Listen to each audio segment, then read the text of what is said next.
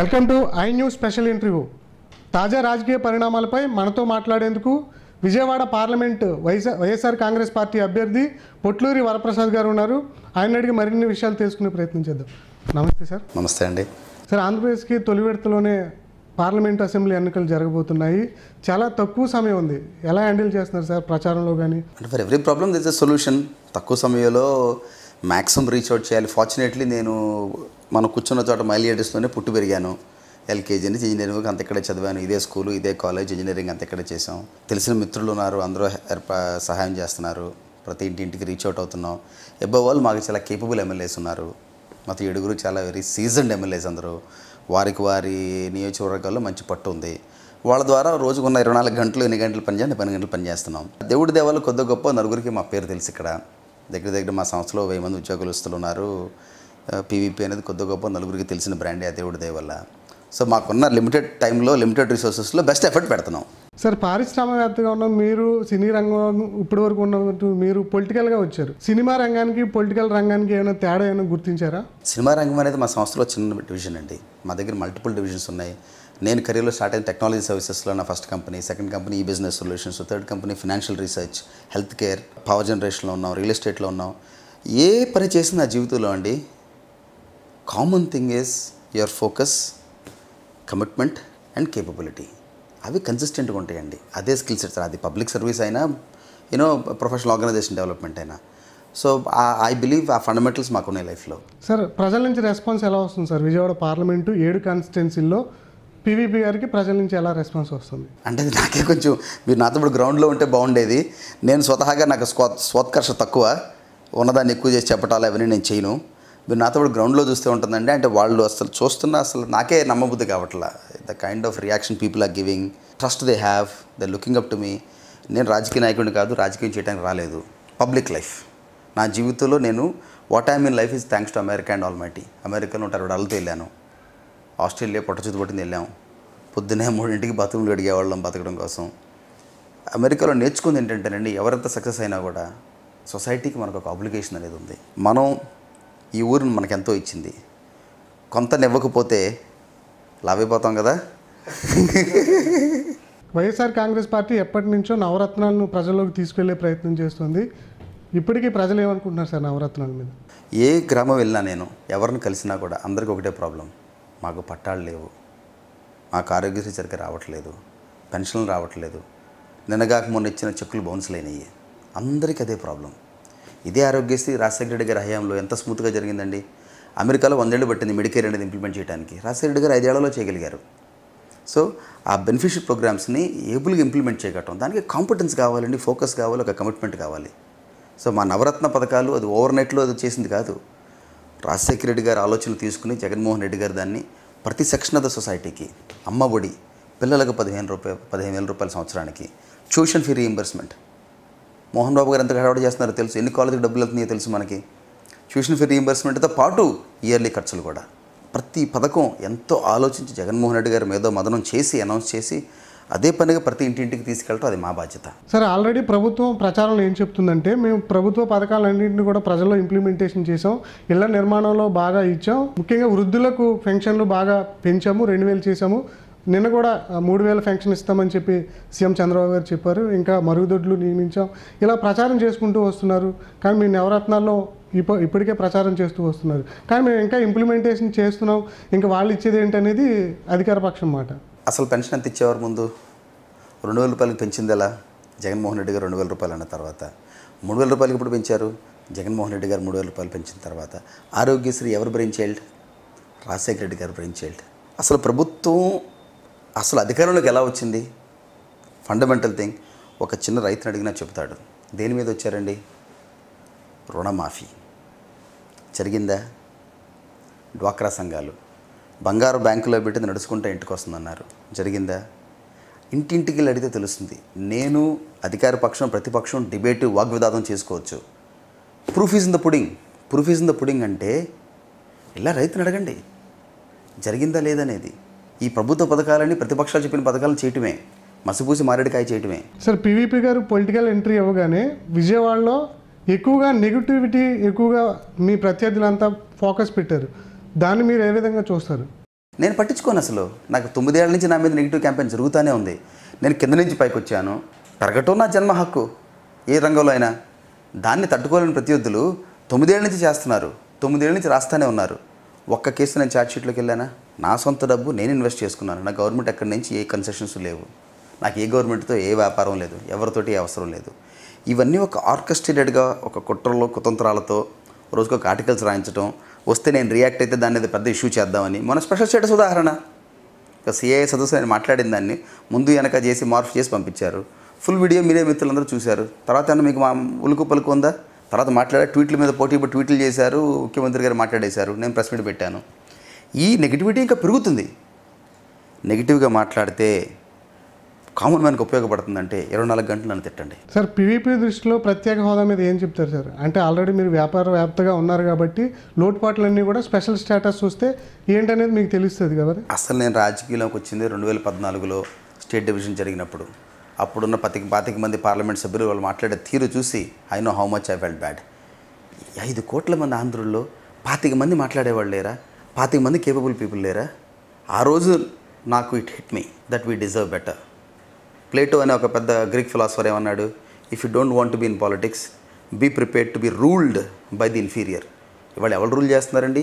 Election డేట్లు తెలవనాళ్ళు. Election డేట్లు తెలవనాళ్ళు మన జీవితాలను బాగు చేస్తారా? 5 ఏళ్ళు మన జీవితం వాళ్ళకి అప్పచెప్పాలా? పోర్టులను మారుస్తారా? ఇవన్నిటికీ ఒక హద్దుపద్దు ఉండాలండి. It is time that educated people get in to public office.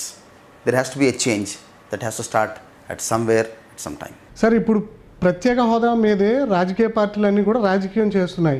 నిజంగా ప్రత్యేక హోదా మీద పోరాడే పార్టీ ఏదంటారు? నేను ఆన్సర్ చేసేదానికన్నా మీడియా మిత్రులు ఫ్యాక్ట్ చూడండి. Left turn right turn U turn తీసుకున్నారు 2014 మే నుంచి 2019 మార్చి వరకు కన్సిస్టెంట్గా కన్సిస్టెంట్ మాట్లాడింది జగన్మోహన్ రెడ్డి గారు. ఆ వేళ నుంచి ఈ వేళకి ఎన్ని కార్యక్రమాలు చేశారో తెలుసండి? ఎన్ని నిరాహార దీక్షలు చేశారో తెలుసా? ఎన్ని ప్రోగ్రాములు చేశారో తెలుసా? గత 5 సంవత్సరాల నుంచి దగ్గర 60 ఈవెంట్స్. అసలు పార్లమెంట్లో ముందు రిజైన్ చేసింది ఎవరు? మేము మొదలెట్టింది నో కాన్ఫిడెన్స్ మోషన్ మొదలెట్టింది ఎవరు? వైఎస్ఆర్సీపీ. తర్వాత హడావుడిగా వాళ్ళు ఏదో బిల్డప్ చేశారు. ఇవాళ ఇది లెగిసిపోయి ఆత్మవాడి గౌరవం ఎంత మాట్లాడేసి అసలు స్పెషల్ ప్యాకేజ్ ఇది ఒక ఉద్యమంలాగా ఒక స్వాతంత్ర యుద్ధంలాగా చేయటం హడావుడి. ఈ బిల్డప్ లేని అవసరమా? 5 ఏళ్ళ నుంచి కలిసి పనిచేస్తున్నాం, వైఎస్ఆర్సీపీ గారు చేస్తున్నారు కదా. ఆ వేళ ఏమైంది మరి? అసెంబ్లీలో జగన్మోహన్ రెడ్డి గారు మాట్లాడిన స్పీచ్ మక్కి తీసుకెళ్ళి పార్లమెంట్లో మాట్లాడతాడు. అది చూశారు కదా మీ ఫైల్స్ అన్నీ. ఈ స్పెషల్ స్టేటస్ అనే దానికి పేటెంట్ వైఎస్ఆర్ కాంగ్రెస్ పార్టీ జగన్మోహన్ రెడ్డి గారు. వాళ్ళు పీయూష్ గోయల్ విజయవాడ వచ్చారు. విజయవాడ వచ్చి కేంద్రం ఆంధ్రప్రదేశ్కి ఏం చేసిందన్న అంశాల మీద మాట్లాడారు. చంద్రబాబుకి కూడా సవాల్ విసిరారు. చాలా నిధులు ఇచ్చాము, రాజధాని కానీ పోలవరం నిర్మాణం కానీ ఇతరత్ర అంశాల్లో చాలా నిధులు ఇచ్చినప్పటికీ కూడా రాష్ట్ర ప్రభుత్వం తప్పులు చెబుతుంది అని చెప్పి ఒక ఫోకస్ చేశారు. నిజంగా మీరు తిరుగుతున్నారు కదా రాజధాని ప్రాంతంలో, నిజంగా బీజేపీ చెప్తున్నటువంటి అంశాల్లో తప్పులు ఉన్నాయంటారు? నేను రాజధాని ప్రాంతంలో తిరగలేదండి. బట్ ఒకటైతే నాకు తెలుసు, ఉపరాష్ట్రపతి వెంకయ్యనాయుడు గారు అర్బన్ డెవలప్మెంట్ మినిస్టర్గా ఉన్నప్పుడు ఇప్పుడు పేదలకు కట్టుతున్న ఇళ్ళన్నీ అది కేంద్ర ప్రభుత్వం ఇచ్చిన ఇళ్ళే. అదొకటి నాకు తెలుసు. మిగిలిన ఏమేమి జరిగినట్టుగా నేను కమెంట్ చేయను. అది వాళ్ళ మధ్య జరిగే ఫైట్లో మా ఫోకస్ మా నవరత్నాలు, ఒక common man difference, special status. మా 25 ఎంపీలు వస్తాయి. ఆ దేవుడి దయ వల్ల స్పెషల్ స్టేటస్ కోసం ఉద్యమం నడుపుతూనే ఉంటాం. అది జగన్మోహన్ రెడ్డి గారి విజన్, జగన్మోహన్ రెడ్డి గారి పట్టుదల, వైఎస్ఆర్ కాంగ్రెస్ పార్టీ దిశానిర్దేశం. సార్, మీకు ప్రత్యర్థిగా ఎంపీ కేశినేని నాని గారు ఉన్నారు. ఆయన మీకు పోటీ అనుకుంటున్నారా? అంటే ప్రజాసేవలో ఒకరికొకరు పోటీ ఉంటుందండి. ఒక డెమోక్రసీలో, ప్రజాస్వామ్యంలో ఎలక్షన్ అనేది పరిపాటి. ప్రజలు నిర్ణయిస్తారు ఎవళ్ళు వాళ్ళకు సేవ చేయాలో. 20 ఏళ్ళ నుంచి పబ్లిక్ సర్వీస్లో ఉన్నాను. నేను ఎక్కడో న్యూయార్క్లో ఉండి కట్టాను మాల్స్, కాలేజెస్. 20 సంవత్సరాల నుంచి చేస్తాను. కామన్ మ్యాన్ చేశాను. యాజ్ అ కామన్ మ్యాన్ గత 70 సంవత్సరాలుగా ఒక 1000 ఉద్యోగాలు క్రియేట్ చేసిన పార్లమెంట్ మెంబర్ ఎవరున్నారండి? ఉద్యోగస్తులను రోడ్డును పడేసిన పార్లమెంట్ మెంబర్స్ ఉన్నారు. కంపెనీని మూసేసిన పార్లమెంట్ మెంబర్స్ ఉన్నారు. ఒక కామన్ మ్యాన్గా ఎవరు ఉన్నారు? ఇది ఫ్యాక్ట్. ఎంపీ కేశినేని నాని గారు ప్రచారంలో స్పీడ్ పెంచారు. ప్రత్యర్థిగా ఉన్నటువంటి పీవీపీ గారికి వ్యక్తిగతంగా టార్గెట్ చేసి అంతర్జాతీయ క్రిమినల్ గా ఒక ఫోకస్ పెట్టి లబ్ధి పొందే ప్రయత్నం చేస్తున్నారన్న ఒక ఇది కలుగుతుంది. తనకు సపోర్టెడ్గా ఉన్న ఏవైతే మీడియాలు ఉన్నాయో వాటికి ద్వారా ఎక్కువ ప్రచారం చేసి మిమ్మల్ని దెబ్బ కొట్టాలని చూస్తున్నారు. ఎలా చూస్తున్నారు దీన్ని? వారి విజ్ఞతగా వదిలేస్తున్నానండి. ఈ సభ్య సమాజంలో అహంకారానికి, అనాగరికతకి చోట్లేదు. ఒక కామన్ మ్యాన్ పైకి వెళ్తున్నాడంటే కామన్ మ్యాన్ పెరగడా? ఈ కైండ్ ఆఫ్ క్లాస్ వార్ ఇక్కడతో ఆగాలి. అంటే మీరు మీ తాతల జమీందారులు కాబట్టి మీరు ఏవైనా మాట్లాడితే చెల్లిబడతారు అని జనాలు చూస్తారనుకుంటే వారికి వదిలేస్తున్నా. నేను ఒకరి గురించి మాట్లాడి నేను టైం వేస్ట్ చేసుకోను. నెంబర్ 2, ఈ కైండ్ ఆఫ్ నెగిటివ్ క్యాంపెయిన్ మాట్లాడుకోనివ్వండి. ఏమవుతుంది? మీరు చెప్పారు ఇంటర్నేషనల్ కదని, నాకేమైనా ఇబ్బంది అయిందా? ఫిల్మ్ ఇండస్ట్రీ అంటున్నారు, ఇవాళ బ్లాక్మెయిల్ అని అన్నారు, నాకేమైనా ఇబ్బంది అయిందా? నేషనల్ అవార్డు వచ్చింది నాకు. అంటే సార్ ఇవాళ ఎల్లో మీడియా అదేవిధంగా సోషల్ మీడియాలో కూడా హీరోయిన్లను కాల్ షీట్ల కోసం బ్లాక్మెయిల్ చేస్తున్నారు పిఐపి గారు అన్న వార్త ఒకటి స్ప్రెడ్ చేయడం జరిగింది. దాని మీద ఏం చెప్తారు? అసలు హీరోయిన్లు అనేవాళ్ళు కాల్ షీట్స్ అనేది ఇవాళ ఇండస్ట్రీ అంతా ప్రొఫెషనల్ ఇండస్ట్రీ అండి. ఒక కాంట్రాక్ట్ ఉంటుంది, కాంట్రాక్ట్ ప్రకారం పేమెంట్స్ ఉంటాయి, వాళ్ళకున్న డేట్స్ వాళ్ళు చేస్తారు. ఎందుకంటే హీరోలు 1-2 సినిమాలు చేస్తారు, పెద్ద హీరోలు ఈ సంవత్సరానికి, హీరోలు 7 సినిమాలు చేస్తారు. అంతా పక్కా ప్రాపర్ ప్లానింగ్తో ఉంటుంది. మేము తీసిన సినిమాలు చూడండి, ఎంతమంది హీరోయిన్లు మాకు రిపీట్ సినిమాలు చేశారు, టాప్ హీరోయిన్స్ మాతో వర్క్ చేశారు. మా సంస్థ అంటే అంత రికార్డు ఉంది. వాళ్ళకి మాకు సినిమాలు జరుగుతున్నాయి. మహేష్ బాబు గారితో పెద్ద సినిమా చేస్తున్నాం, మహర్షి అని. అడవిశేష్ గారు రజనీతో ఎవరో అనే సినిమా చేస్తున్నాం. అడవిశేష్ గారు మాకు చేస్తున్న 5వ సినిమా అది. ప్రతి ఆర్టిస్టు, ప్రతి స్టారు మాకు అనే సినిమాలు చేస్తారు. That tells about a good will. If you want to reach your destiny, మీ గమ్యం మీరు చేరుకోవాలంటే మురిగే కుక్కల మీద రాళ్ళు వేయకూడదు. Don't throw stones at barking dogs. Sir ప్రభుత్వం ఈ ఎలక్షన్కు అభివృద్ధి పేరుతో వెళ్తుంది, మేము చాలా డెవలప్మెంట్ చూసామని చెప్పుకుంటూ ప్రచారం చేస్తుంది. మీరు విజయవాడ ప్రాంతంలో తిరుగుతున్నారు, ఇక్కడ డెవలప్మెంట్స్ ఎలా ఉన్నాయి? గత 5 సంవత్సరాలుగా నేను వచ్చాను. ఇక్కడ కామన్ మ్యాన్గా ఒక 150 కోట్లు పెట్టి మాలు కట్టాం. 1,50,000 కోట్ల ఆదాయం ఉన్న రాష్ట్ర ప్రభుత్వం కేంద్ర ప్రభుత్వ సహకారంతో ఒక 600 కోట్లు బ్రిడ్జ్ చేయడానికి 5 ఏళ్ళు వల్ల కాల. దాన్ని సమర్థత అంటారా?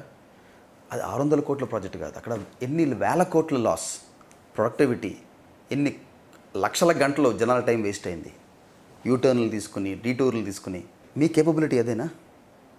ఒక ఫోకస్డ్గా ఒక timeline, cost overruns, productivity loss అనేది ఎవరికి అర్థం కాదు. అంటే ఇప్పటికే మేము నిర్మాణం పూర్తి చేసి ఉండాలి, కేంద్రం మాకు సపోర్ట్ ఇవ్వట్లేదు కాబట్టి ఇవి పెండింగ్లో ఉన్నాయనేది ప్రభుత్వం మాట. కేంద్రం ఏం సపోర్ట్ చేయాలని దాంట్లో కాంట్రాక్టర్ చూస్ చేసింది వాళ్ళు. కేంద్రం సపోర్ట్ ఏముందని నిధులకి ఏ రోజున కేంద్రం ఎక్కడ చేసిందా? Get in to facts. మరి నిధులు ఇవ్వకుండా అంత ఆ మాత్రం కంప్లీషన్ అయిందా? ఆ 70-80% కంప్లీషన్ అన్నా ఊరినే అవ్వలేదు కదా. సో ఇష్యూస్ ఏదన్నా సాల్వ్ చేయగలగా, అది కేపబిలిటీ అంటే. ఇష్యూస్ అనేవి వస్తాయండి ఏ ప్రాజెక్ట్లో అయినా, ఎక్కడైనా కూడా. మరి దాన్ని సాల్వ్ చేయటమే కదా. ఇష్యూస్ లేకపోతే మీరు నాకు తేడా ఉందండి, ఎవరైనా చేయగలరు. ఇష్యూస్ వచ్చినప్పుడు సాల్వ్ చేసుకురాగలగాలి. సార్ ఇప్పుడు రాజధాని ప్రాంతంలో పవన్ కళ్యాణ్ పర్యటించడం జరిగింది. మొదట సిపిఐ అభ్యర్థిని విజయవాడ పార్లమెంట్లో పెట్టి తర్వాత జనసేన అభ్యర్థిని తీసుకురావడం ఎలా చూస్తారు? అది వారి ఇంటర్నల్ అఫైర్స్ అండి, మనకు సంబంధం ఏముంది సార్? అంటే రాజకీయంగా ఎదుర్కొనే ప్రాసెస్లో ఒక వ్యక్తిని మార్చేటప్పుడు, అది కూడా 2 పార్టీల మధ్య ఒప్పందం జరిగి మార్చారంటే ఏదో ఒకటి వెనకాల బ్యాక్గ్రౌండ్లో జరిగే ఉంటుంది కదా. అంటే ఈ ప్రాంతంలో చాలా కుట్రలు, కుతంత్రాలు జరుగుతున్నాయి. తాజా ఎంపీలు, మాజీ ఎంపీలు, ఎల్లో మీడియా మొత్తం అందరూ కలిసి ఒక పీవీపీ మీద పడ్డారు. నన్ను ఎంత కిందకు తగ్గితే ఆ దేవుడి దేవాళ్ళు అంత పైకి లెగుస్తాను. భయపడే మనిషిని కాదు నేను. God is with me. ఆ దేవుడు నాతో ఉన్నంతకాలం నేను ఎవరికీ భయపడను. ఎంతమంది ఎన్ని చేసినా అమ్మవారు నా దగ్గర ఉన్నారు, నన్ను ఆశీర్వదిస్తున్నారు.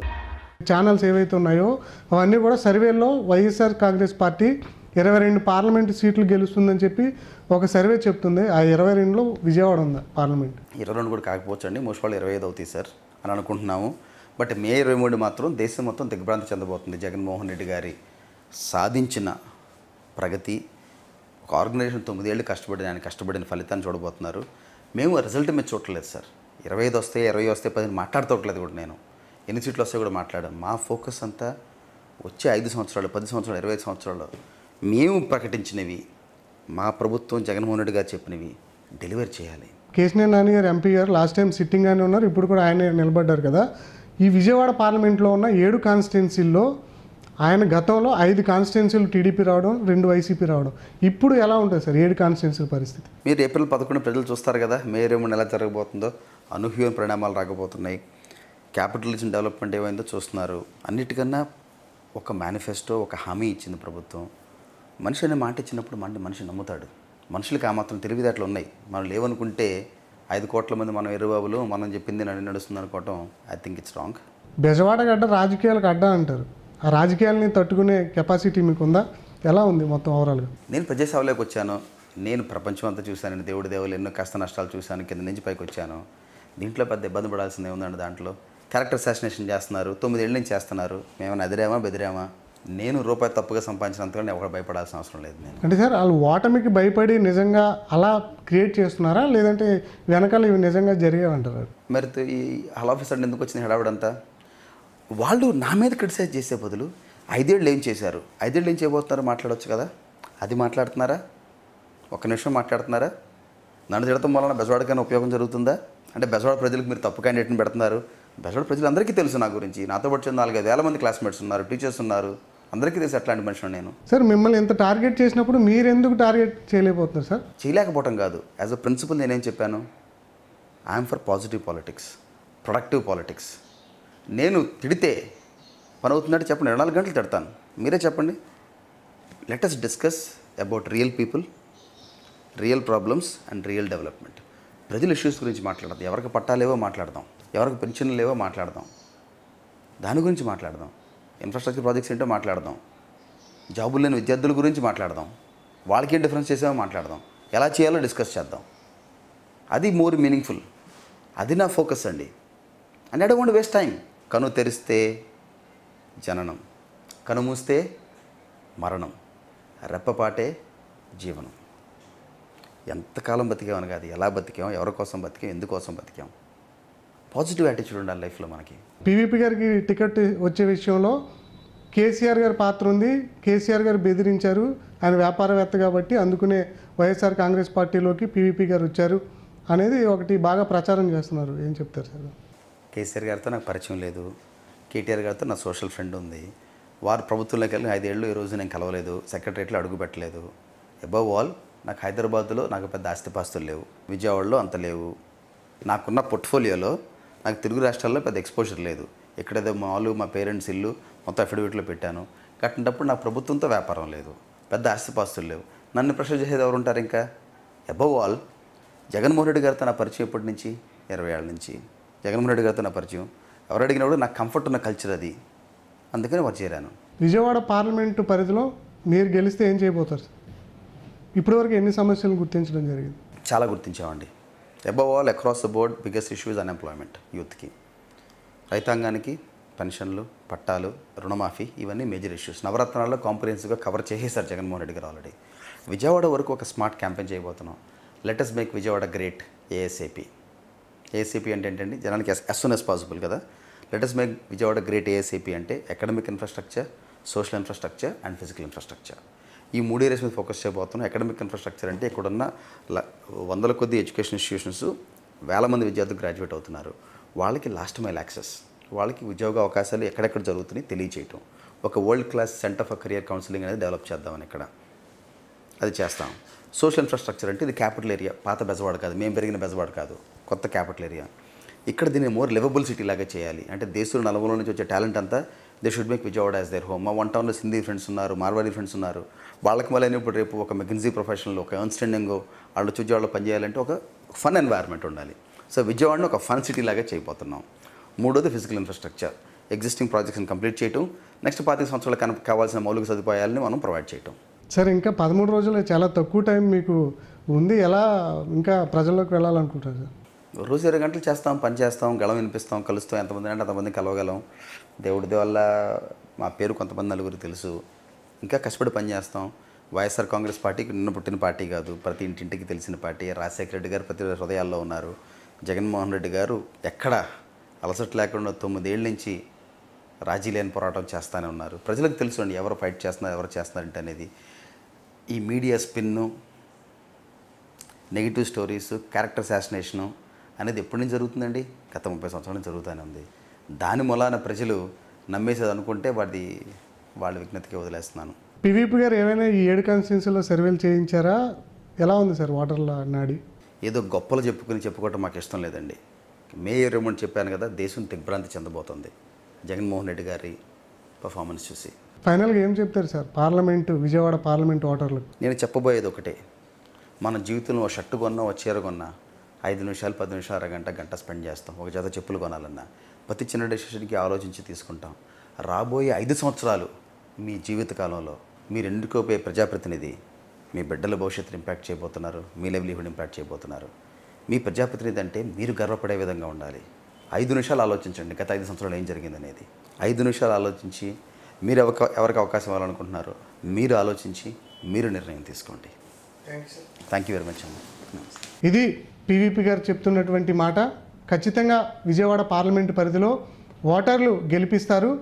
నేను గెలిచిన తర్వాత ఏవైతే లక్ష్యాలు ఉన్నాయో వాటన్నిటిని కూడా నెరవేరుస్తాను. ఒకటి, ప్రాంతం అభివృద్ధితో పాటుగానే ఇక్కడ ఉన్నటువంటి సోర్సెస్ ఏమున్నాయో వాటి ద్వారా ఉద్యోగ అవకాశాలు కల్పిస్తాను. చాలామంది నిరుద్యోగులు ఉన్నారు కాబట్టి వారందరికీ కూడా తగినటువంటి వారి టాలెంట్స్ ఏవైతే ఉన్నాయో వాటికి తగ్గట్టుగానే ఇక్కడ పనిచేస్తానని చెప్పి కూడా చెప్తున్నారు. ఆయన లక్ష్యం ఎంతవరకు నెరవేరుతుందనేది మే 23న చూడాల్సి ఉంది. ఖచ్చితంగా విజయవాడ పార్లమెంట్ అనేది ఒక మిరాకిల్గా విజయం సాధిస్తుందనే ఒక నమ్మకాన్ని ఆయన ఎక్స్పెక్ట్ చేస్తున్నారు. మనం కూడా చూద్దాం ఏమవుతుందనేది.